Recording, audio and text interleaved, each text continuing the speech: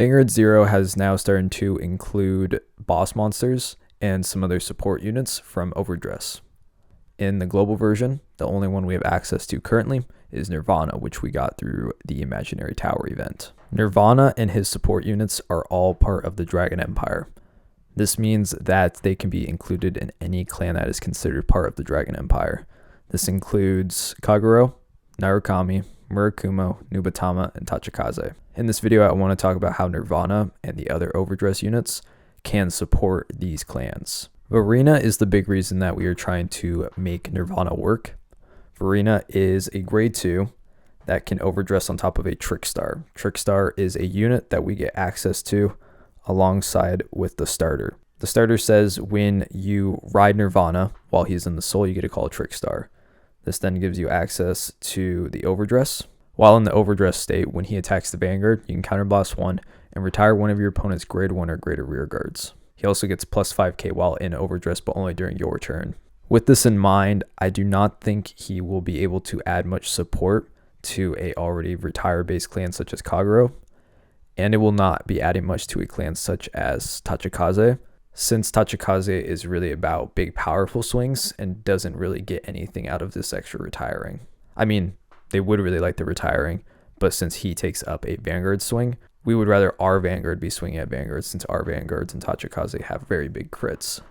So this retiring of mostly back row units does not really help us. With this in mind, the first deck that I think is the most powerful way of building Nirvana is Narukami. This is because they have access to the Desert Gunners, which is a grade 2 and grade 1 that say when they are placed, one of your opponent's rear guards loses intercept. What this allows us to do is, let's say we have Verena, Nirvana, and a Shiden.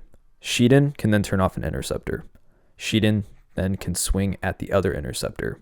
Nirvana and Verena can then both swing at the Vanguard, retiring an opponent's back row unit, or you can retire that interceptor. Nirvana has this extra ability where you can counterblast 1 and give him and an overdressed Verena plus 3k. So this then makes Verena from 9k to 14k to 17k. If he is boosted by a 7 or 6k booster, he is then swinging for magic numbers even over cross ride. So if you're coming back from overdress, you're probably noticing that Nirvana himself and Verena slightly both have some nerfs here. First of all, Persona Ride is here. If you ride another Nirvana on top of him, he gets a bonus. It is not the really cool Persona Ride that Overdress has, where everything in the front row gets plus 10k. Here in Zero, only the Vanguard gets plus 5k. The buffing that he gives him and an overdressed unit is 3k instead of 10k again. He did get nerfed, however, in his ability that allows you to get access to more trickstars, which is counterblast 1, discard a card, and then call a trickstar from drop zone. The counterblast 1 is a nerf to him, and I don't really understand why they're pushing him down so hard.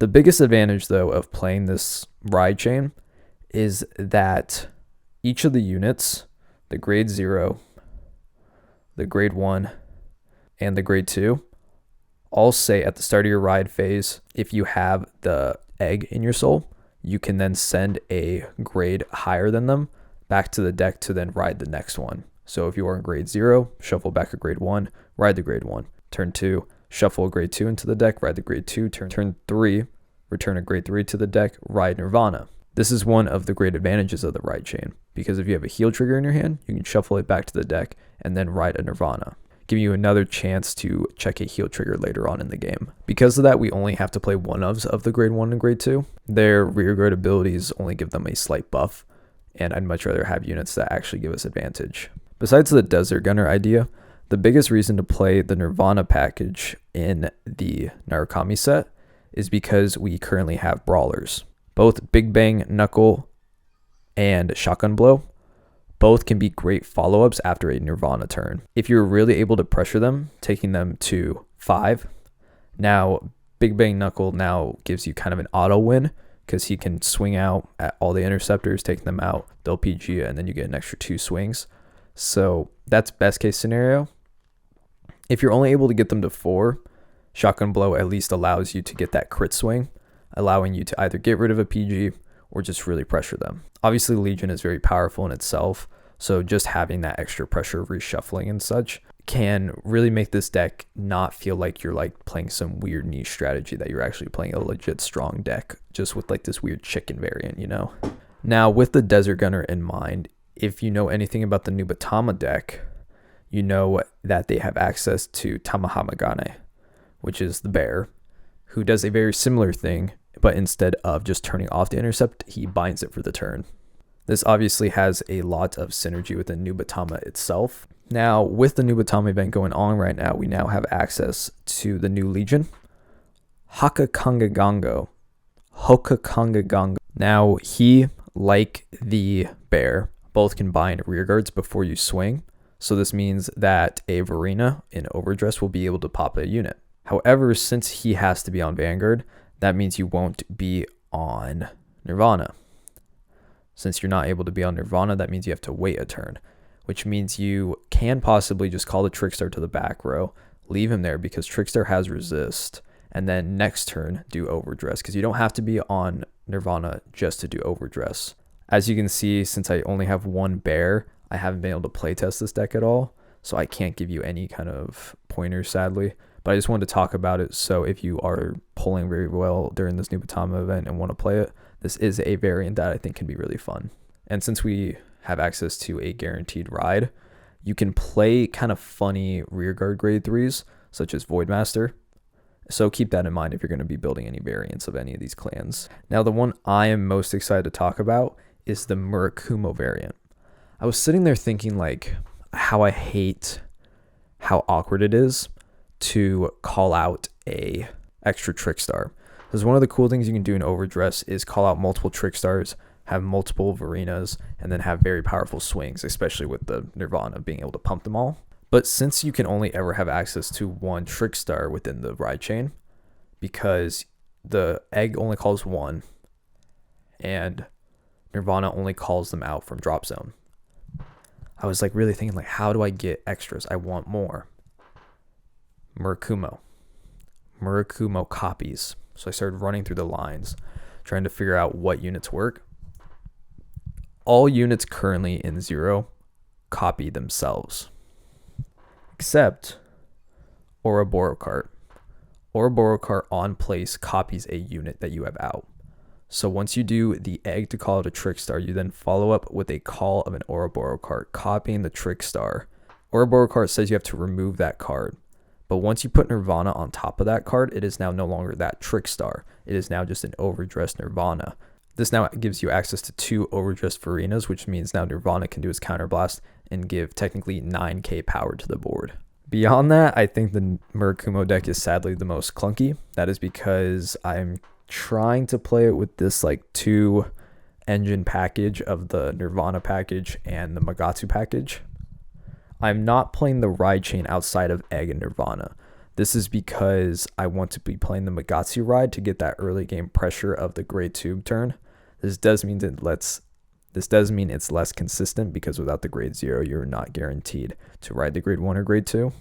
But just the possibility of doing a really early game rush, turn 3, 2 swing Nirvana turn, and then finishing with either a Magatsu swing or being able to protect yourself with a Shirayuki, I think is really fun.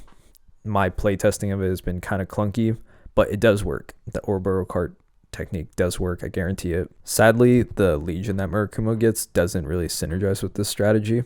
It is still powerful. I do think it isn't like a weak way to go if you don't want to play like the Magatsu ride chain, but it doesn't do any like copying of the Trickstar thing. Only Ouroboros card's the only way we can do that right now. So if you want to be doing that kind of extra pressure play, I think that is a cool way to go. It does use a lot of CB, so you're really going to need the white main, and sadly for me, I only have 2 of it. So just know that that's going to be kind of the biggest downside of playing the deck. Also, that nothing else in the deck really synergizes with it.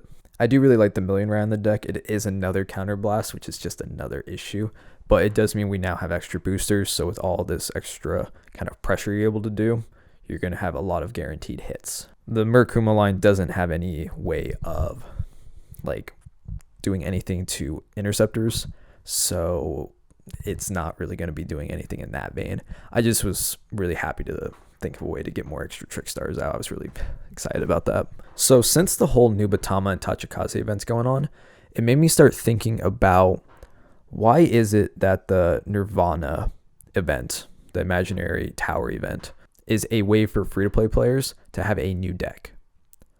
Is that not what the idea of the clan events are supposed to be? The imaginary tower was an event where you climbed it every day and you would get materials. These materials can then be exchanged in the shop to pull any card that you want. You can either get normal Nirvanas, normal Varinas, either of the ride chain units, and then you can get SP versions of them for extras if you want. But it is a guarantee. You can guarantee get 4 copies of every card if you want.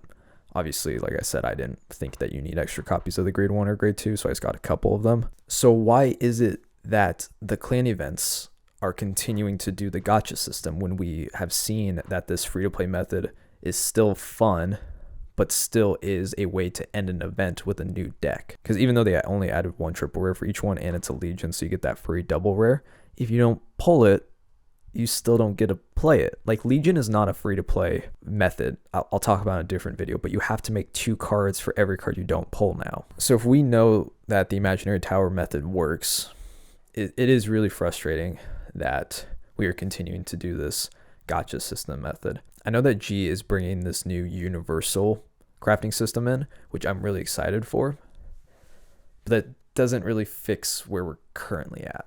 Like, we already have a method of free to play, and I don't understand why that isn't being implemented in other ways. I think that's all I really want to talk about, because, you know, now that we have nations being added into Vanguard Zero, that means there's going to be more like creativity with deck building now that there's kind of this looseness of clan identity. They're obviously kind of keeping them a little bit nerfed in this way of like persona writing isn't as strong and other stuff, and I get why. I don't understand why the play style of Nirvana had to be nerfed in the way of like only being able to call 1 trickstar out naturally. If you would like to support me, you can come over to Triple Rare. I got some cool Dragon Empire sleeves coming on there right now. The new drop will be at the end of the month. I've been previewing that over on Twitter if you'd like to go follow that. Yep, never know how to end these. That's all I got.